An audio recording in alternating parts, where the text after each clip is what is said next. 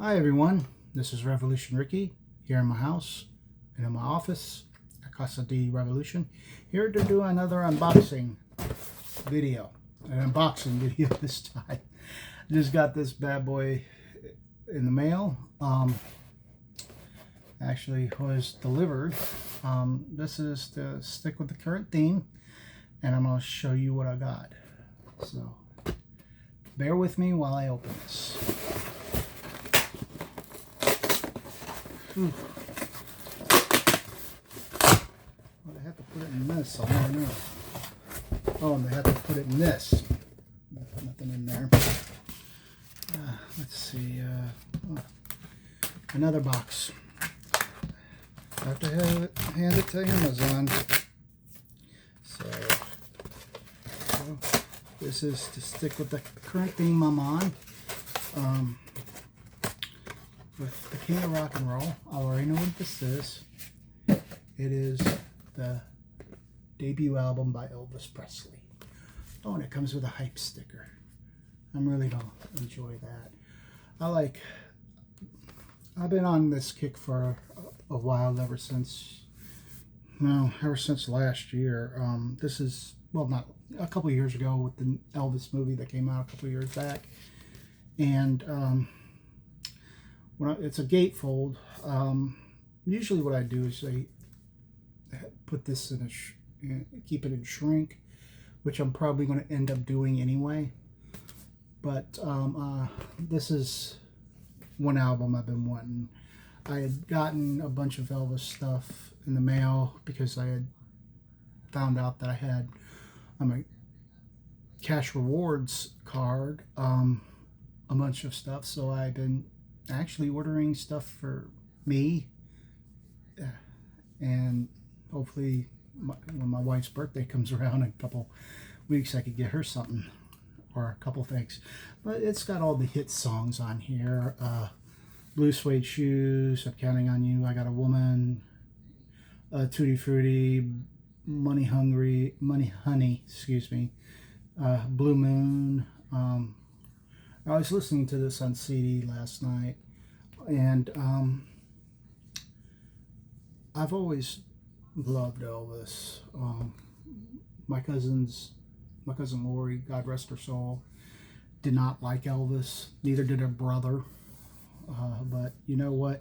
I always often say this: without Elvis Presley, you wouldn't have the Dave Matthews Band, or you wouldn't have Prince, or any of them. It all started with this guy, as far as rock and roll is concerned. Now, granted, I did not like Elvis's 70s stuff. His 70s stuff was kind of eh.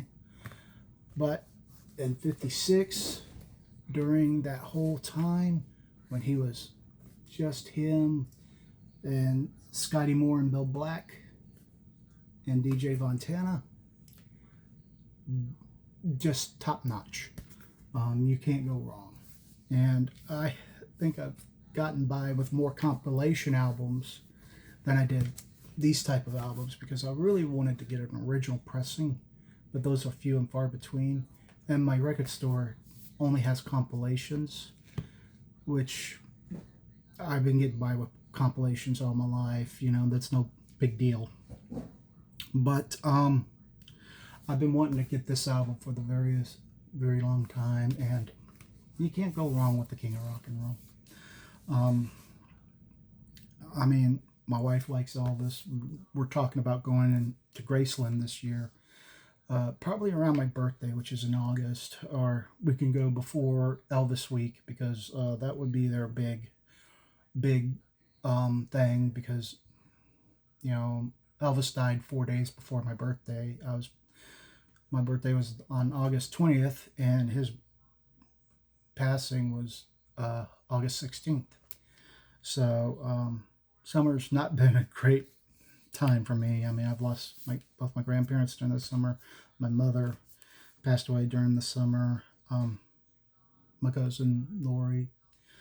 But, you know, I've always loved Elvis, you know, and I've been on an Elvis kick lately.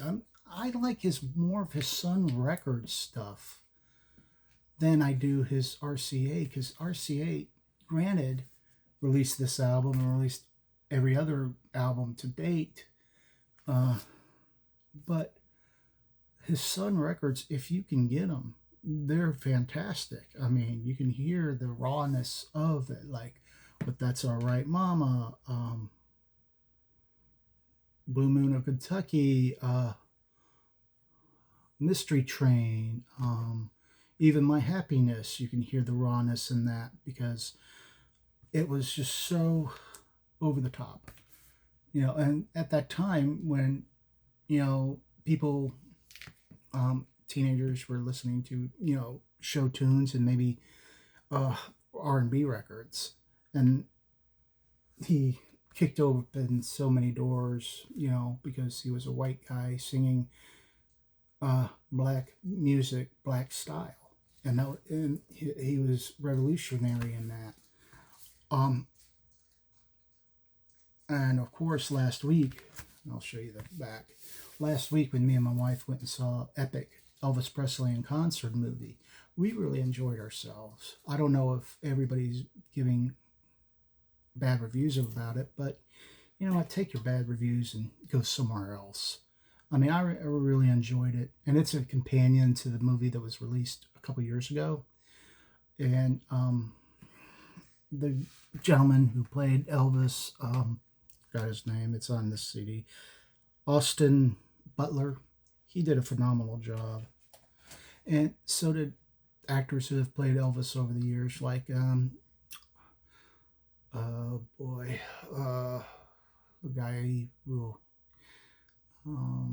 Kurt Russell, who's more famous for the Computer Wore Tennis Shoes, and he played in a earlier movie as Elvis, and he did 3,000 Miles to Graceland, and he did a good movie. And then about 20 years ago, there was the miniseries with Rose McGowan.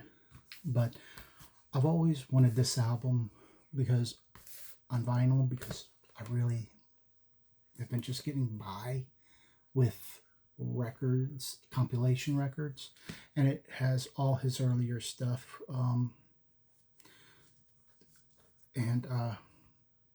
Over my office here, I have a sign that says Elvis Presley Boulevard with 3 records that are framed of Heartbreak Hotel, Jailhouse Rock, and I can't remember the other one. I think it's Blue Suede Shoes. I mean, I hung them up when I first moved in here about 25 years ago. But Elvis Presley is just buffo for me. I mean, he, like I said, kicked open so many doors when people didn't care. I mean, were petrified of him. And he was more of a rebel and a badass. Excuse my language. But he was more of a rebel to so many people. And I was listening to him as a teenager. Of course, I'm more of a heavy metal music fan. But you got to go back to what brought you to the dance. And what did really I love about Elvis is he not only broke down so many doors and so many barriers and did movies, and then did his 68 comeback special, and decided to go out on tour and do tours through up until the time he passed away, was really in doing a lot of genres of music. He just didn't do rock and roll. He did gospel, country, kind of a little bit of operetics. If you listen to the concerts he did, like he would sing Battle Hymn of the Republic, and he would take on tour with him some of the quartets that were into play gospel music, like J.D. Summer, I think that's his name. I can't remember. But he was influenced by so many artists. Like, all you had to do was Just take country music, rhythm and blues, gospel, and blues music, roll it up all into one, and there you got rock and roll.